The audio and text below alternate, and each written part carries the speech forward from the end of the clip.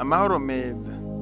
Iki ni igisomwa ca 37 muri 39 cyo muri ca gitabo citwa jewe nahisemo gukurikira Yesu Kristo.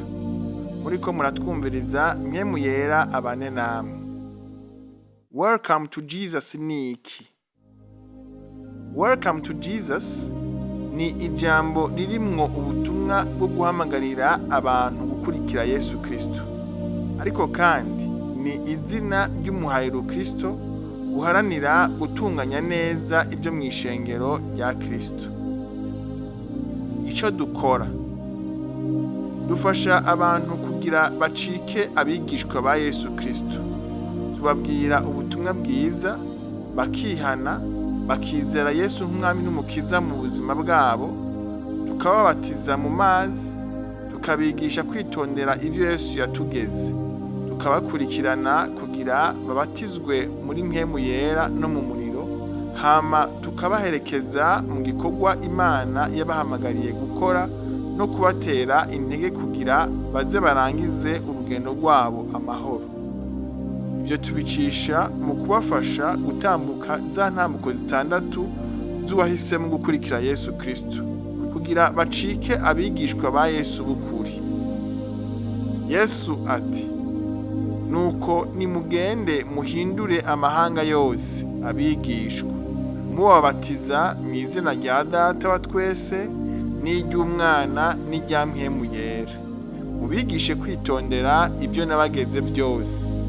Mbe ndi kumwe namwe iminsi yose gushitsa ku muhero w'isi.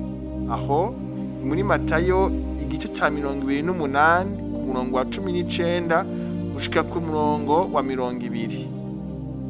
Intumbero yacu kubona igitigiri gikwiye cyo muri twebwe abanyamahanga cinjira mu ishengero rya Kristo.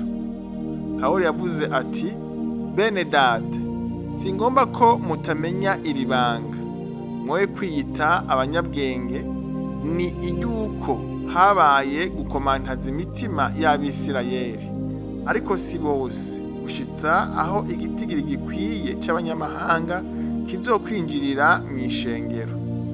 Nibyaba bityo, Abisirayeli bose bazokizwa, nk'uko handitswe ngo, Siyoni hazova umurokozi, azokura muri Yakobo ukutubaha Imana, kandi n'iryo sezerano nsezeranye nabo, aho nzobakurako ibyaha.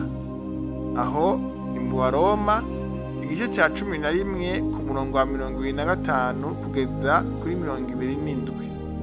Yohana yareretswe iryo shengero rya Kristo ati, hanyuma y'ibyo mbona ishengero ryinshi atawoshobora kuriharura, bo mu mahanga yose n'imiryango yose n'amoko yose n'indimi zose, bahagaze imbere y'iyo ntebe n'imbere y'umwagazi w'intama, bambaye imvune zera, bari n'amashami y'ibigazi mu minwe.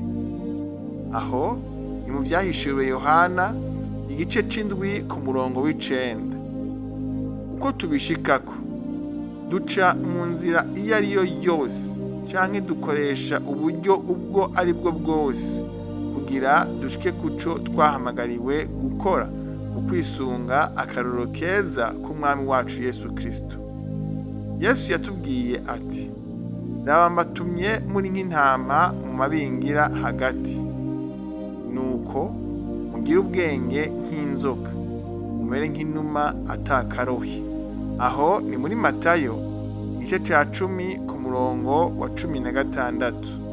Murakoze, kandi mpemu yera abigishe ibirenze ibyo nanditse. Hamwe woba wifuza ico gitabo cose mu bwoko bwa PDF canke mu majwi, mwotwandikira kuri WhatsApp yacu akamenyetso ko guteranya 257 71 39 41